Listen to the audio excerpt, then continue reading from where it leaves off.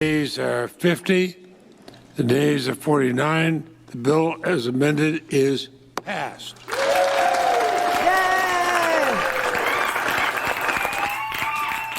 Hey, that was excruciating, wasn't it? Watching Joe Manchin get his $10 billion for broadband, because that's what he got.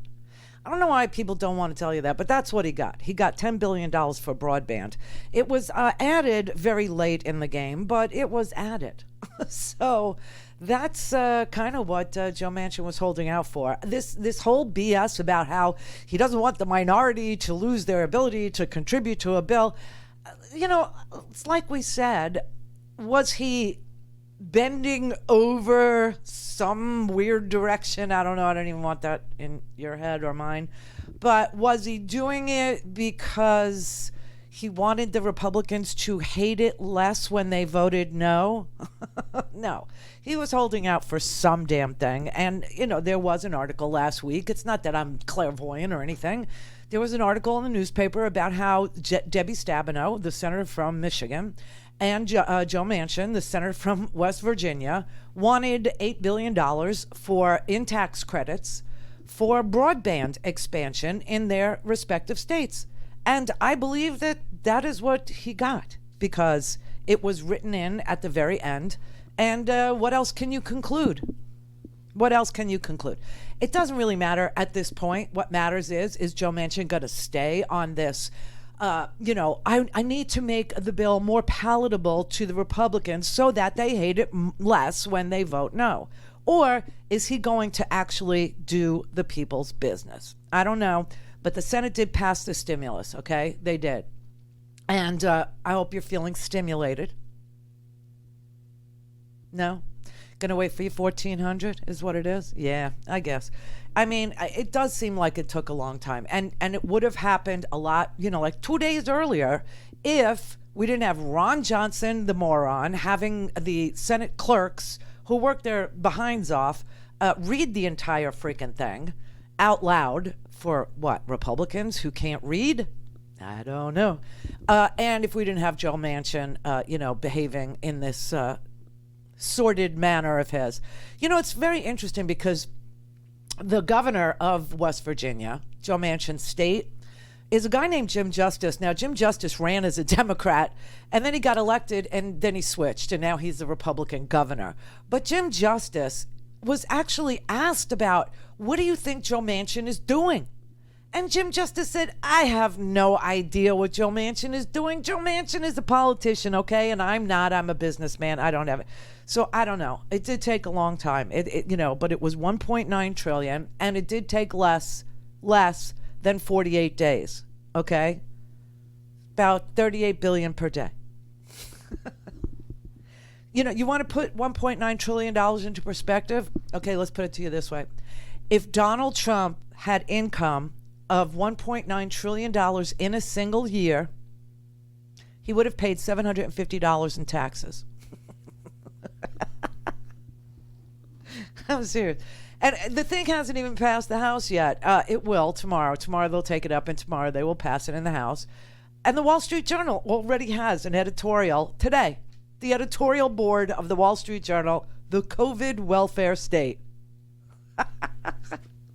God help you if you get any money at all from, all these taxes that you pay. God help you. They never write the corporate welfare state. I've never seen that. I've never seen the bill that pays off Republican donors. What is it with, why is it that when ordinary working people get a little bit of help making it through this last horror of a year, it's the COVID welfare state? It's like there's never an egg timer around when you need one. They're already saying that. I couldn't believe it. It was just the most vile thing. But of course, we voted for Joe Biden because we needed help. And he said help would be on the way. And it is on the way. It is.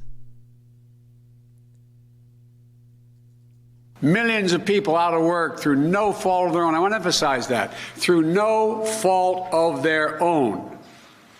Food bank lines stretching for miles. Did any of you ever think you'd see that in America? No. In cities all across this country? Families facing the threat of eviction. This nation has suffered too much for much too long.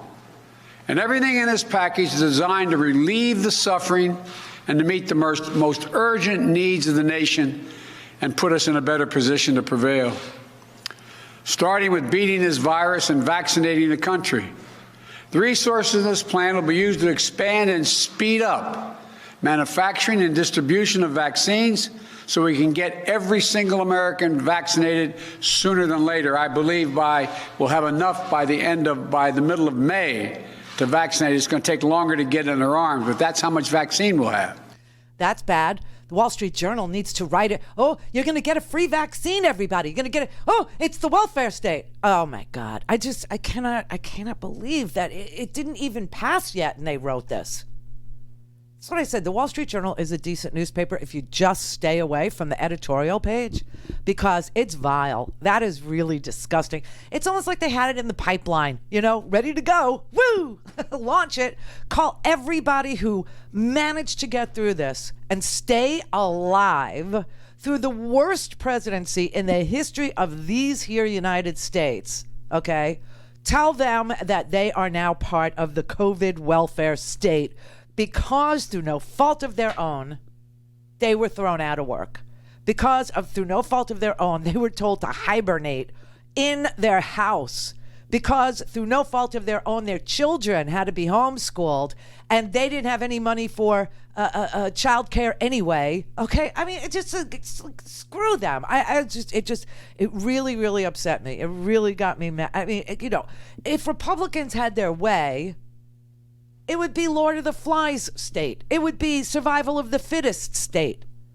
It's already survival of the fittest state here in Florida. Oh, no, I shouldn't say that. Here it's like wealthy donors will get the wealthiest and most connected in the state will get their vaccines, and everybody else can go to hell. That's what it is. But I couldn't believe it. The Wall Street Journal actually said this, quote, the $1.9 trillion Democratic bill provides a guaranteed income unlinked to work. We all know that the Republican ideal is to have work unlinked to income, or as we like to call it, $7.25. That's just so unbelievable. And Joe Manchin, what was he fighting for? Oh, $400 a week is too much. Too much. We have to lower it to $300. $300 a week is what he was angling for. And that happened, but we were able to do a couple of things with him. So now it's $300 in enhanced unemployment benefits, right? And that's in addition to whatever your state is paying. And it will last another week. Woohoo! But $10,200, because people were going to get a surprise tax bill. Unemployment insurance is taxable. Can you believe that? It's like the freaking richest Americans have every tax avoidance strategy legalized in the tax code, but you get an unemployment benefit of, $300. We're taking taxes. So what the Democrats were able to do was exempt the first $10,200 from taxation so that people who, through no fault of their own, need to collect this money and have been collecting this money don't get hit with a surprise tax bill and end up freaking out. So, look, I don't know what the hell is going on with Joe Manchin, but at least he presents like a normal human being, unlike, let's say, Marjorie Taylor Greene or Ted Cruz, or virtually any Republican, because now they're going to tell us all we're on welfare. What? Don't have time to listen to the live show? Want to hear more on your schedule? Go to randyrhodes.com and buy a stinking podcast.